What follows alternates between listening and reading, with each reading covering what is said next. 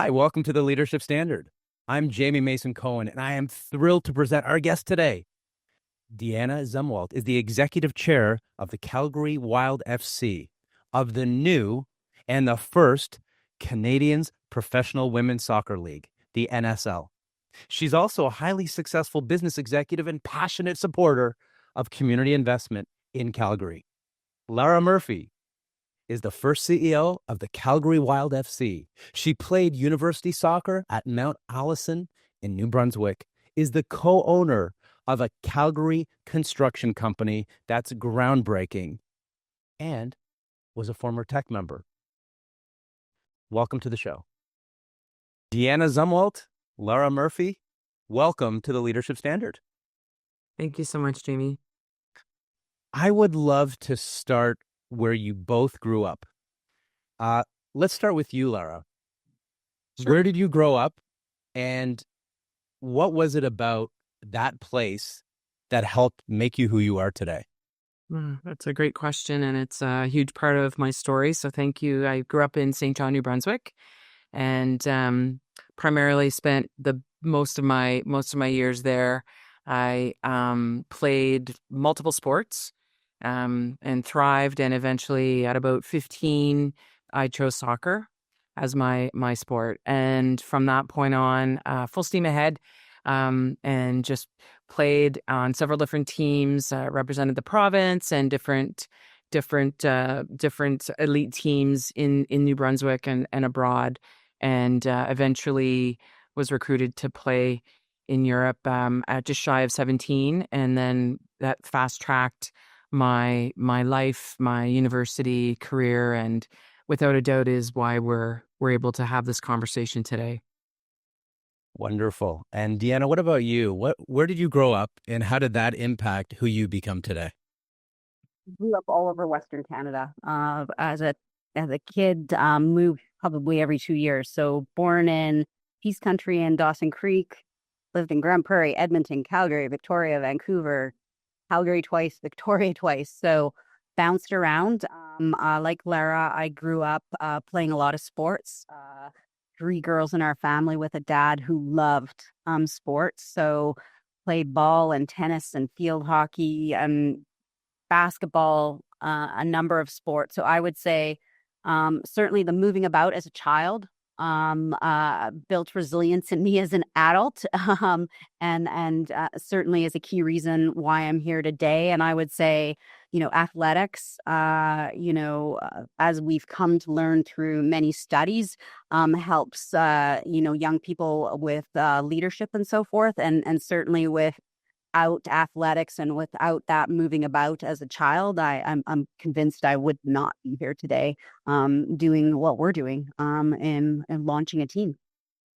Deanna, I love that you brought up that point, and I want to stay there and go back to Lara before I ask you this question. Is you talked about the value of sports for young people. I mean, I have a son and a daughter, a 13-year-old son and an 11-year-old daughter, and they're both active in sports. And I just see how it helps them, like you said, build resilience and those intangible skills that are important in business and in life beyond sports. Who was a mentor, Lara, in your early athletics days, who saw something in you early on or helped you? And to this day, when you think back, if I was to ask you right now to think back to that person, who would that person be who really planted a seed within you to help you lead you where you are today in terms of sports leadership? Yeah, I mean, primarily I would say my father. He we spent many hours throwing the ball, batting, playing soccer. He would drive me everywhere if I wasn't able to catch the bus, definitely. And I would say above and beyond that, my great uncle, Mr. Robertson, he was an older British gentleman. Oh, I never knew him not to have a necktie on. And he just encouraged me without ever, I don't know that he ever saw me play sport, but he would just tell me every time I saw him, you're going to the Olympics one day. You will do this. You can make it. Keep going, kid. And I was thinking of him when I was preparing for today, and I hadn't thought about him in quite some time. And it actually really resonated as and I was maybe 8 or 9 at the time, and we would go to their home, and again they were very proper, and I just loved it. But he just had this passion, and he really put that belief in me to push forward, and I never did get to the Olympics. So Jamie, this is my Olympics, what we're doing now with the Wild FC. But he really did give me that drive, and I guess just a way in which I believed, because at that time we didn't really have, as young girls, I didn't necessarily have a mentor that I could see to want to be. And again, it was a different time where, I had 3 channels and an elastic band on the channel with a stick at times to get the local channel, whatever it was. And so he really did make an imprint for sure. Well, thanks for sharing. I'm sure Mr. Robertson knows, if he looks you up and he sees what you've created in your life, and also where we're going to go when we're talking about your contribution to women's sports in Canada, how proud he would be. Deanna, what about you? Who was your Mr. Robertson, so to speak, a mentor early on for you in sports or beyond, who to this day you think back to how they've helped you grow to become who you are? I'd say it's probably 2 people as well.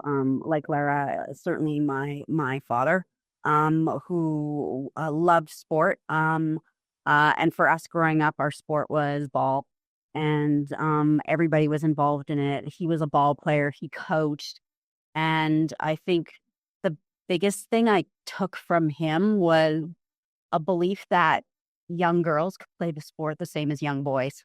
The way he coached us, um, and pushed us to play the game like girls had never played the game before.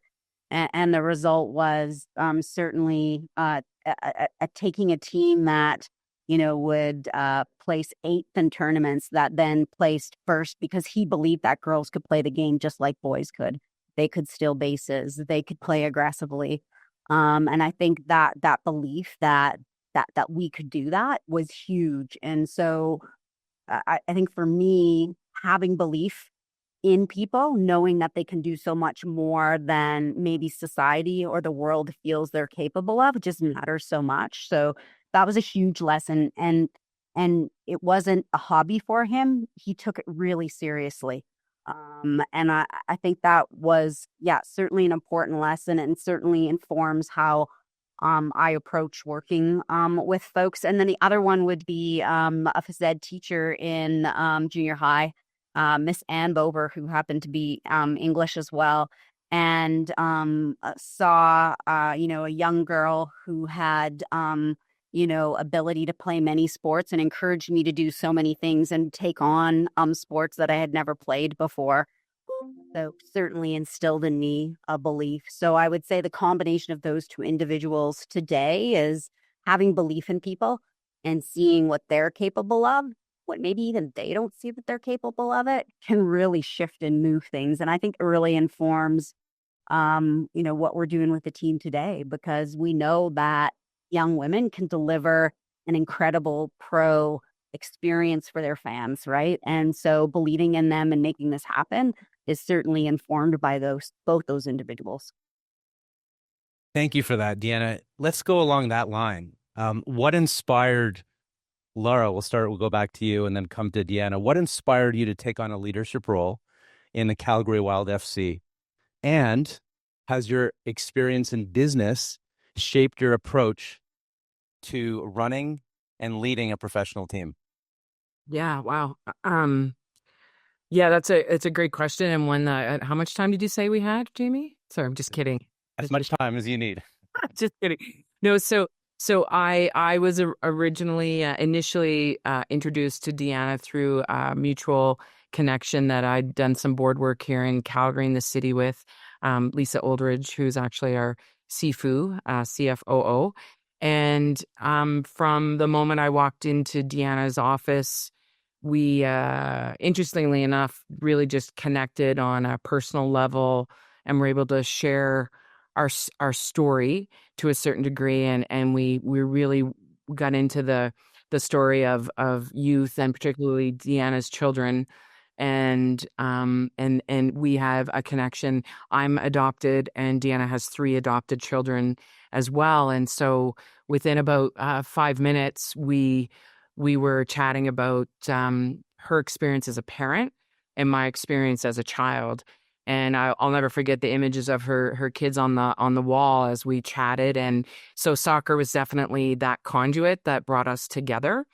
And then we were able to share our stories. I was able to give her my background in what it meant to me. And of course, given the construction experience, originally, we just were talking about how it was a real struggle to find the facility in which this team would play.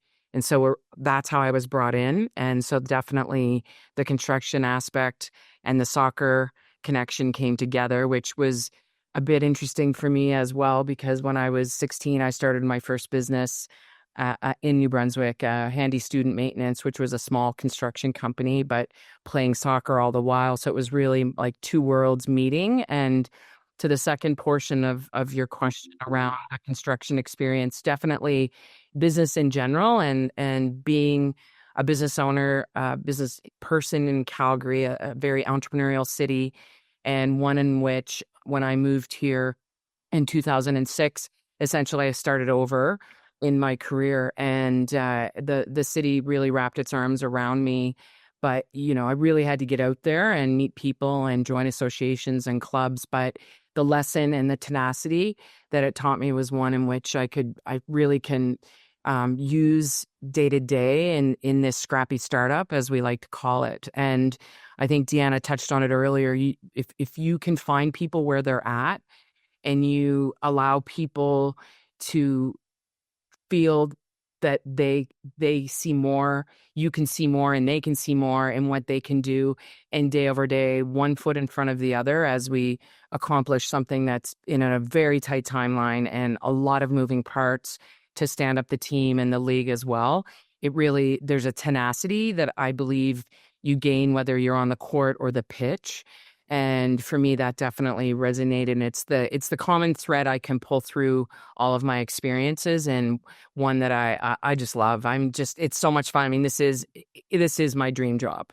Like, without a doubt, I say it almost every day.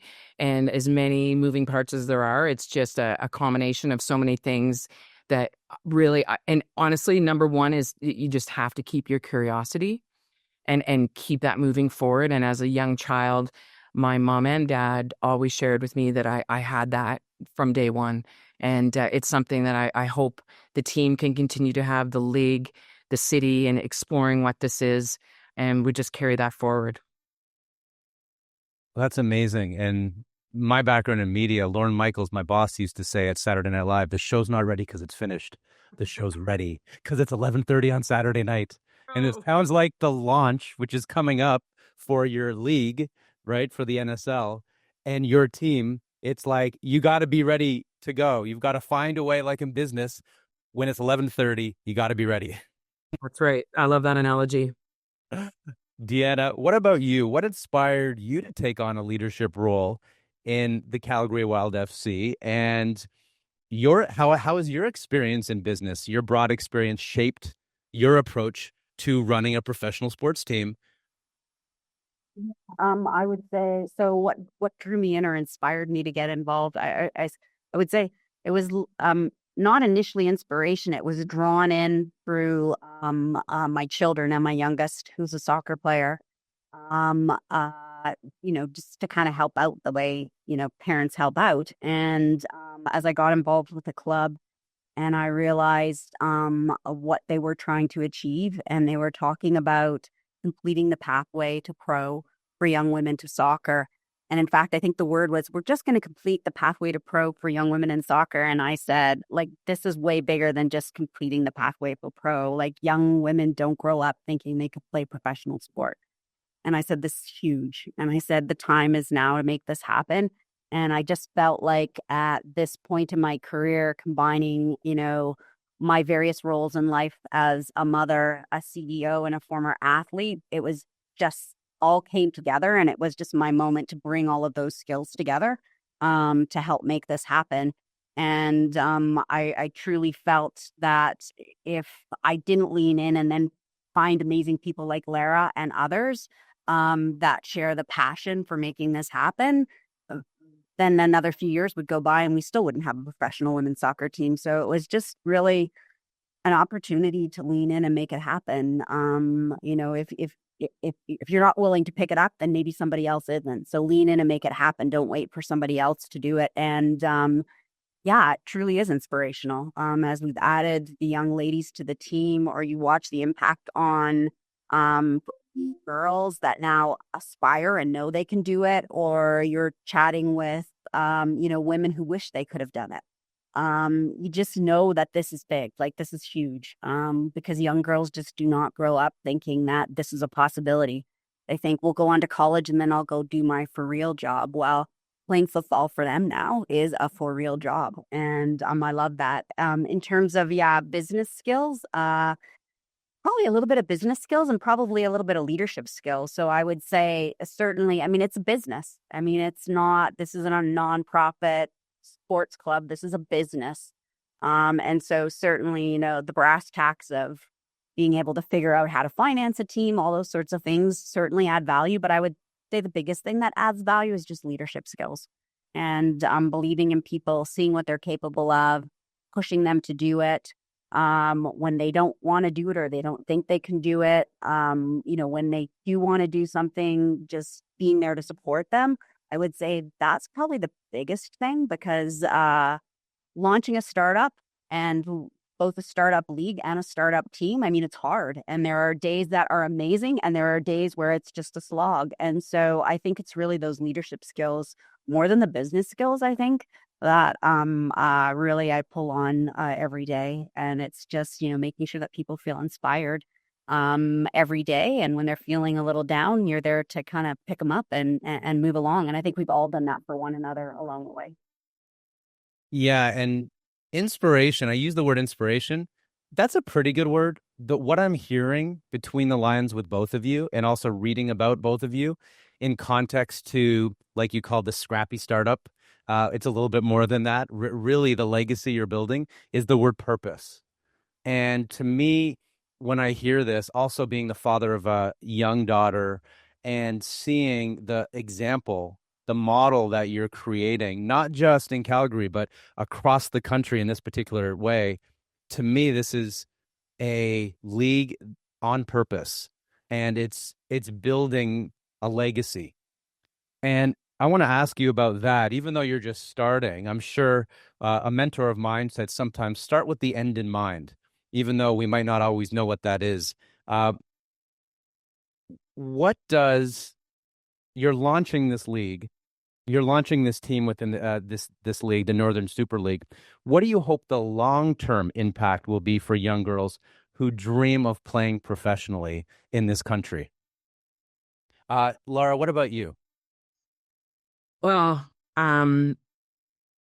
if I went back and had kept some of the diaries that I probably had as a young girl during all of the times, trials and tribulations of tryouts and travel and sport, and what's my future, where will I be in 2020, where will I be in 2025, I don't think if I could talk to my younger self, I would say, like, keep that curiosity and keep telling your story and keep moving forward, because one day we will have the Serena Williams, we will have the Christine Sinclairs, we will have the Billie Jean Kings, and also many men that believe in this cause. And so as we move forward, I think the biggest legacy for any young individual that's interested in sport, whether they're young boys or girls or whoever they identify, it's about being able to see that leadership and see themselves in someone that does something that they consider spectacular.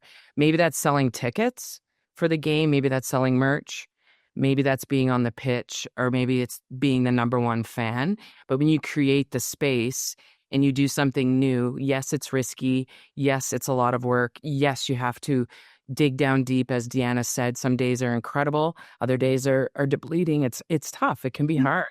But if we can create a space for just a few, even a handful, and you think about the young women that are on the pitch playing not only for Calgary, but for all 6 teams, every one of those individuals has taken a chance and they believe in what this will be for the next generation. You can see it in their eyes. They know that they might not be that household name. I mean, we certainly hope they are, but they know that next generation of player or individual that wants to be involved in a women's professional team can do so. And to me, that it's just that community impact.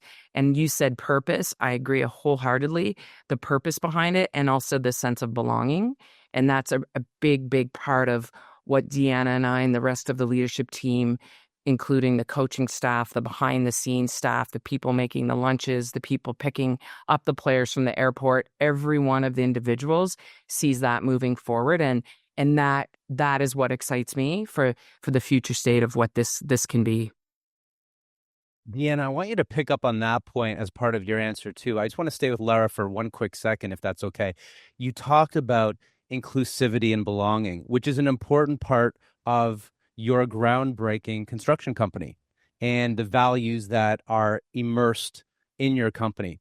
Can you talk a little more about examples of what it really means if we talk about an intangible way, inclusiveness that you're building within the culture of Calgary Wild FC? No, that's a great question. I think excellent. There's so much crossover, and just from that perspective, you touched on what Lauren Michaels used to say before you went onto stage, and this isn't a 3-minute skit, right? But yet it is. And so what I learned early on, and particularly in construction, so we were the first of the first to not only be women that owned a construction business in the city doing commercial construction, not just residential. And residential is an amazing, I know, incredible people that are doing that work. But really, we were very different. But where we stood out was that we were willing to tell our story. So in a way, it was almost like a 3-minute segment where, okay, we're going to be vulnerable. We'll go out there. We'll tell our story. We'll share the wins, but we'll also share the losses.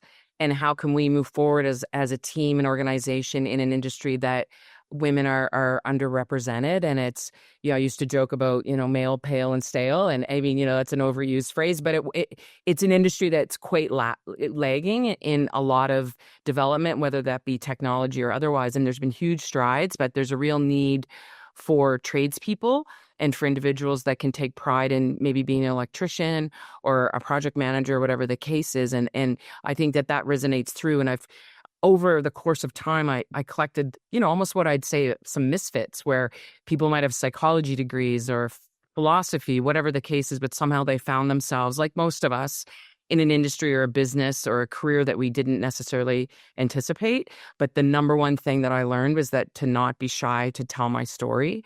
And anyone that sat with me, it didn't matter if it was in a construction room or around a boardroom table or sitting with friends. If you were with me for more than 3 minutes, soccer came into my story, and it even long before the Northern Super League was a league.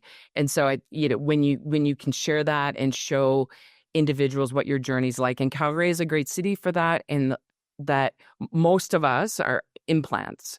And Deanna moved around a lot, had some time in Alberta. I came here in 2006 and started over, but most individuals do migrate to Canada in a way that they've grown up somewhere else and we're here together. So it does lend itself to giving a really open culture in business and just socially, I found as well. And we are the third most diverse city in Canada, pardon me. So that's also something when we think about that sense of belonging and purpose. There's a whole host of young people that love this game, love soccer, and want to be part of it. And that's really what we're hoping to do, like as far as our ethos. Yeah, I like that. And Deanna, the same question.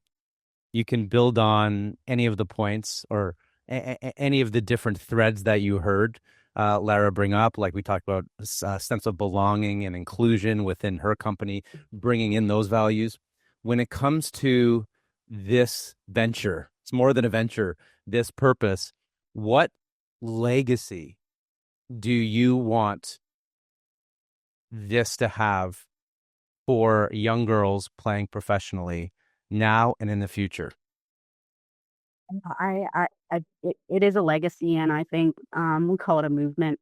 And I think it's a historic movement. I mean, I think this is a historic movement in time. This is the first professional women's sports team in our city. It's the first professional women's sports league in our country because the PWHL were only a guest in an American league. So this is a first. Oh. And I think to give you a sense of our understanding of what that means, when we look at the crest of the owl's head that has the W in, everybody thinks it stands for the Calgary Wild, but it's actually a shout out to the famous five, who were groundbreaking women who got the vote. And they were Alberta-based ladies that got the vote for women in Canada. And I think this moment is that big. I think it truly is a legacy. It is a movement. It's going to lead to a day where a little girl grows up and she doesn't think, I can't do that. I can't do that. I can't play sport. I can't do something. She's going to know she can. And so I think it is that big, this moment in time in our city. I think it makes our community stronger. We talk about really our purpose being elevating a generation of young female leaders on and off the pitch, because we know what sport means for young people. But we know that young ladies drop out at twice the rate that young men do. So we need to change that. And they need role models to do that. And they need to know that it's possible, not that it's impossible. So really, we want young ladies to think it's not only is it possible to play soccer, it's impossible to be involved in the business of sport. And that's what I really see this venture doing. It truly is a movement, and it will leave a legacy in our community. There's no doubt in my mind. Yeah, like you said, like the legacy of playing and the legacy on the business side as well. It's multi-layered. What I'd love to do now is do a speed round with both of you where I ask 4 quick questions each, and whatever comes to mind comes to mind. How does that sound? Sounds good. Okay. Lara, Yes. your favorite athlete growing up? Ooh, probably. Oh my gosh, that's a tough one. Oh, probably Wayne Gretzky. Okay. A quote that comes back to you over and over again that means something to you, or paraphrasing the quote if you don't remember it exactly. For me, if I always love if one door closes, another will open. But when I got into construction, I said, if one door closes, build another door. Build another door. I heard that in entertainment too, which is if the front door doesn't open, go through the side door. Right, Jay Leno. We have more for you. Let's jump to Deanna. Your favorite athlete growing up? Martina Navratilova. Yeah, I remember her. And a quote or a paraphrase quote that resonates with you to this day. Yeah, I actually have one. If you're in my office, it came from my dad. I mean, he had it in his office when he was leading business, and it goes something like this. It's they came to the edge and they said no. Came to the edge, they said no, and then they came to the edge. He pushed them and they flew. That is probably my favorite quote, because I think everybody, every once in a while, just needs to believe in themselves and get that little push. I love how when words are used intentionally like that, the rhythm of the words matches the intention behind it. 100%. Lara, 2 for you, and then we'll end with 2 with Deanna. The question is a book or a podcast or even a film on business that you find yourself coming back to either in the past or the present. Yeah, I How to Win Friends and Influence People, I'd say, is probably the book I've read the most. Really enjoy that. I do go back to it. I have I've not as much time to read as of late, but I do love that book very, very much, and several are on my nightside stand. But I would say, and then The Alchemist is not a business book, but that I read that once a year. Yeah, those are both beyond inspiring. But what I love in the Dale Carnegie book is, I mean, there's so many good lessons there, but that one about, even as an adult, even I try to teach my kids, don't be interesting. Don't try to be interesting. Be interested in people. And that's what makes you charismatic and interesting, is when you really are curious about each person you meet. And Lara, this isn't a trick question here.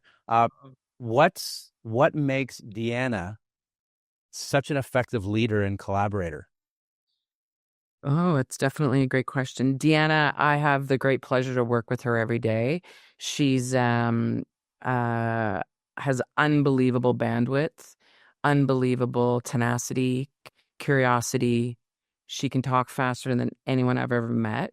And we often joke about her superpower, aside from being an incredible partner to her husband and mother to her children. But she can her competency to bang off materials and review contracts is truly her superpower. But I'm inspired by her every day, and I want to please Deanna. I want to please my team.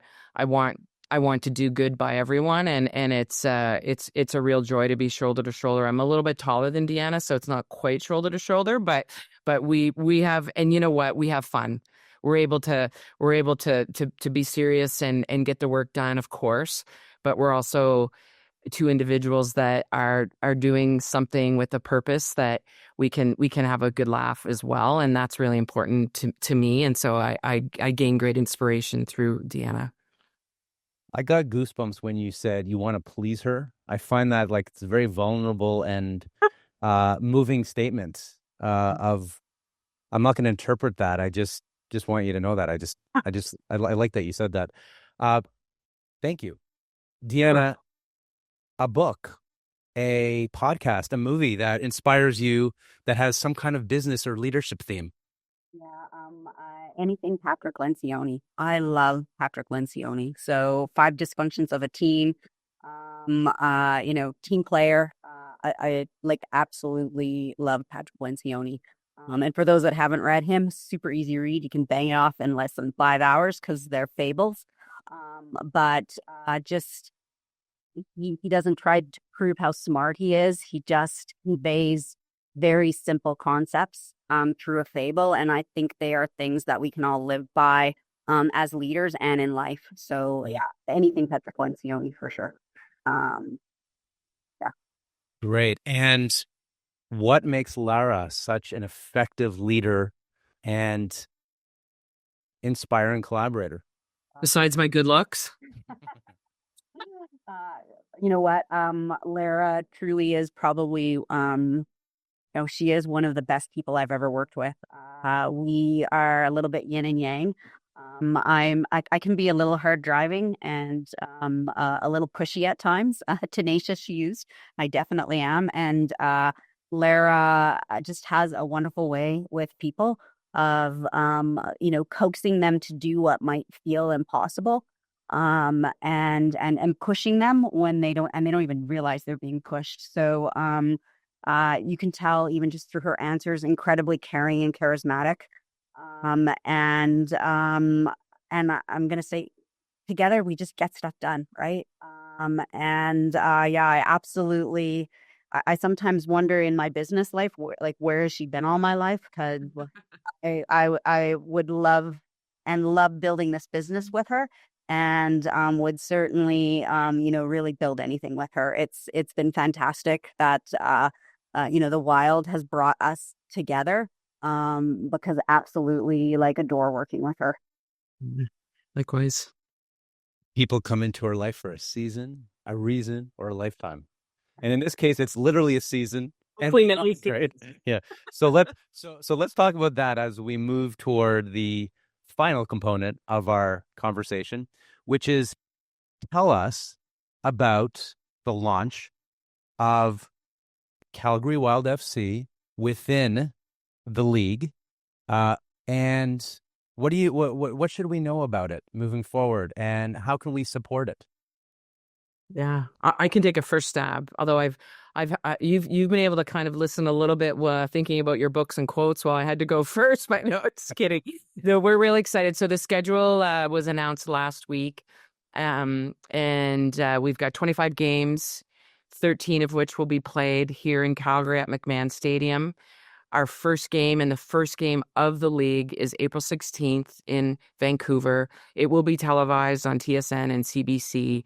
We're over the moon. It will be a historical evening, and we're very excited. So definitely look that one up. I would say the league in general, our season will run from April until November 15th will be the final game, regular season mid October. And we're just super excited. I think, I'll pass it over to Deanna, but if there's anything that the listeners can do, it would be to, join us on Instagram as a follower, talk to your friends and family about buying tickets. Come out. We need the bums in seats, and we'll put the points on the board.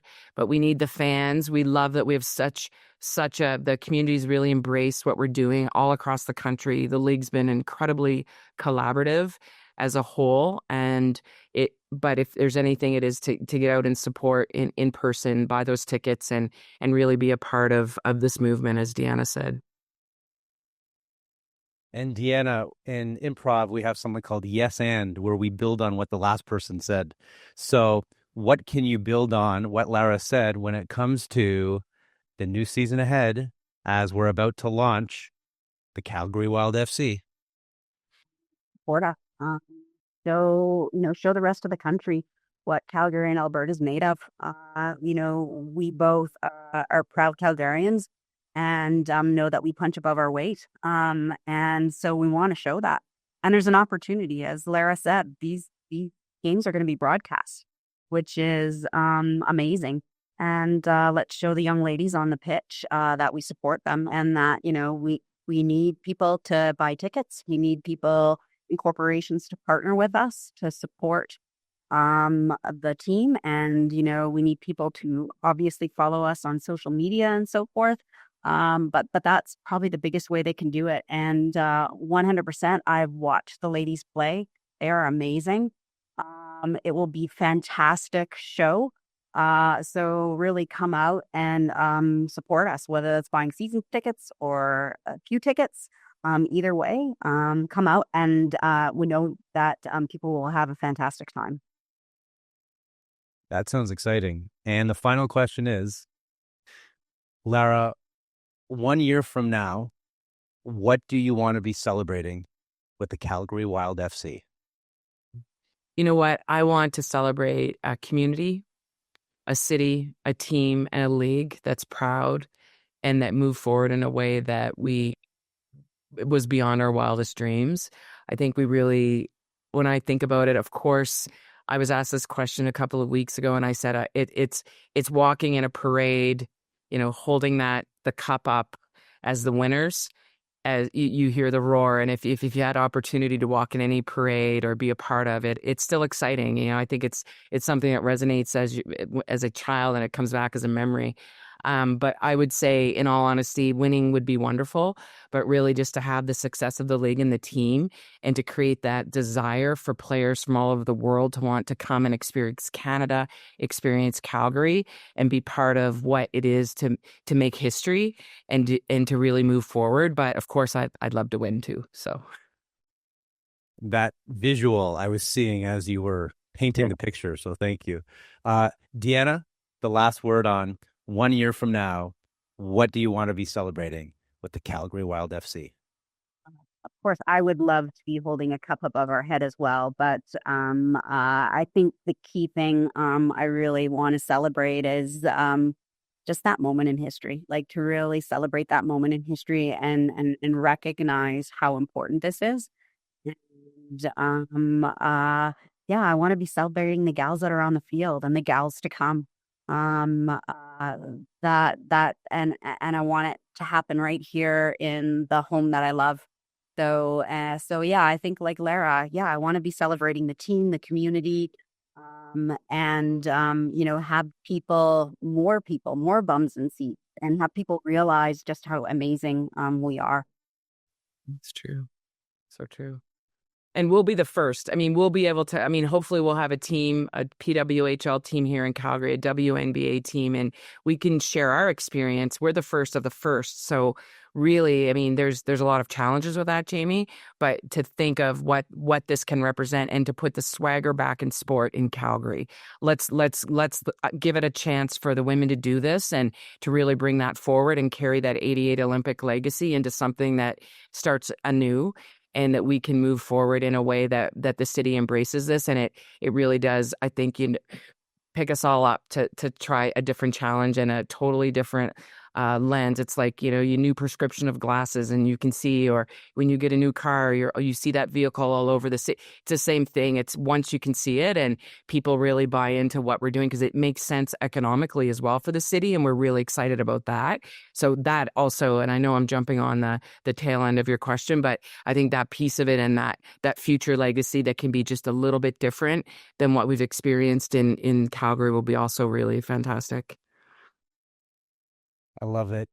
Is there anything that we didn't discuss about this visionary, purposeful venture that you are launching that you'd like to bring up before we wrap up? And the only thing, just to build off what Lara concluded with, I mean, and you identified, I mean, we are a purpose-driven organization. I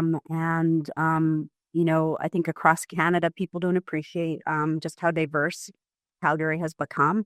And that the game that we will be playing professionally is a game that's embraced around the world. I mean, it's arguably the biggest game in the world. And it is a real opportunity, through the Wild FC to connect communities that don't always connect here in Calgary. And we know that the Wild FC will do that. And that, that excites us. And it makes us proud, I would say, of what the gals on the field are doing in terms of connecting with the community and bringing people together that wouldn't always come together. It's true.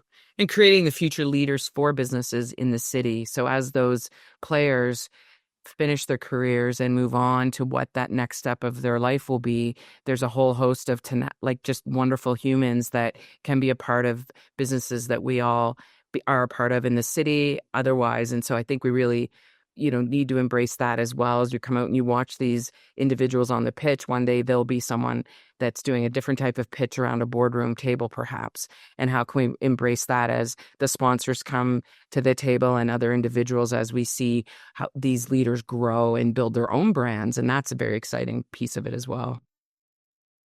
Yeah. Lara Murphy, Deanna Zumwalt, thank you for your vision, your purposeful vision, for really setting the standard and the model of what's possible for young girls and young leaders in this country in a moment in our history when we need it the most. I appreciate both of you taking the time to be guests today on the Leadership Standard. Thank you for tuning into this episode of the Leadership Standard podcast, brought to you by Tech Canada. Tech Canada's proven process of peer advisory groups, one-to-one executive coaching, thought leadership from subject matter experts, and national and global networks all provide a lasting impact, not just on your business, but on your life. Your ability to deal with fast-paced change will accelerate. Your decision-making will become more decisive. You'll be a better leader. Learn more at tec-canada.com. Keep leading with excellence, and see you next time on the Leadership Standard podcast.